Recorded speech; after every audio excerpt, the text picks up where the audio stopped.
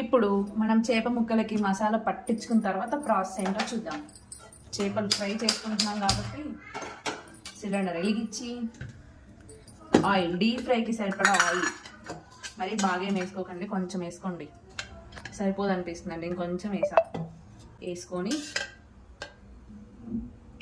Oil వేడైనంత వరకు కొంచెం wait చేయాలండి. ఆయిల్ వేడైన తర్వాత మనం చేప ముక్కలు వేసుకొని డీప్ ఫ్రై చేసుకోవాలి. ఈ చేప ముక్కలకి ఆయిల్ పట్టి మసాలా పట్టించిన తర్వాత దీన్ని నేను ఒక 10 నుంచి 20 నిమిషాలు పక్కన పెట్టుకున్నాను. ఎందుకంటే ఈ పక్కన పెట్టుకున్న సమయంలో మనం ఏదైతే పట్టించామో కారం, మసాలా అన్ని ముక్కకి మంచిగా పట్టి తినేటప్పుడు కారం, ఉప్పు అన్ని రకాల టేస్ట్లు మన నోరుకి తగులుతాయి. చూడండి, ఇప్పుడు ఆయిల్ అనేది హీట్ అయిందండి. హీట్ అయిన తర్వాత మనం ఇందులో కొంచెం ఫస్ట్ స్టవ్ చిన్న పెట్టుకోండి, లేకపోతే మొత్తం మీదికి ఎగిసిపోతుంది. ఈ చేపలు అనేది ఆయిల్లో ఇలా పెట్టేసుకుంటున్నాను.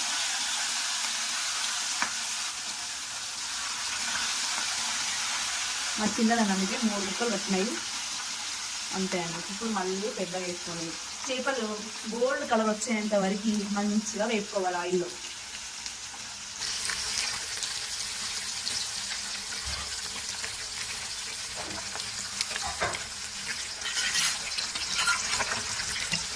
ఒక్కసారి చేపలు తిప్పుకుందామండి మెల్లిగా అండి. ఆయిల్ ఇందులో నీళ్ళ ఉంటుంది కాబట్టి ఆయిల్ కొంచెం చిక్కుతూ ఉంటాయి, జాగ్రత్తగా అండి. తిప్పేసుకున్న తర్వాత వీటిని కొంచెం ఫేస్ దూరంగా పెట్టుకోండి, ఎందుకంటే ఇందులో నూనె తడి ఉంటుంది. ఆయిల్ తడికి నూనెలో వేసేసరికి ముఖం పైన చిల్లుతాయి, చిల్లకుండా జాగ్రత్తగా ఫ్రై చేసుకోండి. నెమ్మదిగా తిప్పేసుకోండి. చూడండి, ఇలా నెమ్మదిగా తిప్పేసుకొని గోల్డ్ కలర్ వచ్చేంత వరకు అలాగే ఉంచేసుకోండి.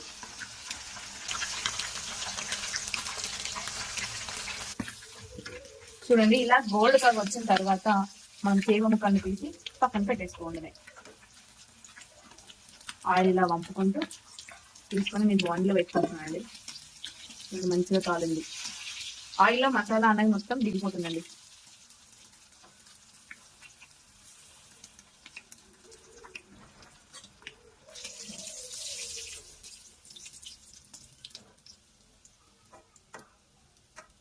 తీసేసుకున్నాం.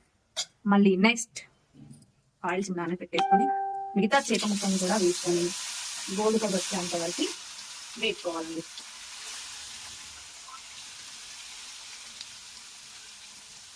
అన్ని ఇలానే గోల్డ్ కలర్ వచ్చేంత వరకు ముక్కలు అన్ని ఫ్రై చేసుకొని పక్కన పెట్టుకోవాలి.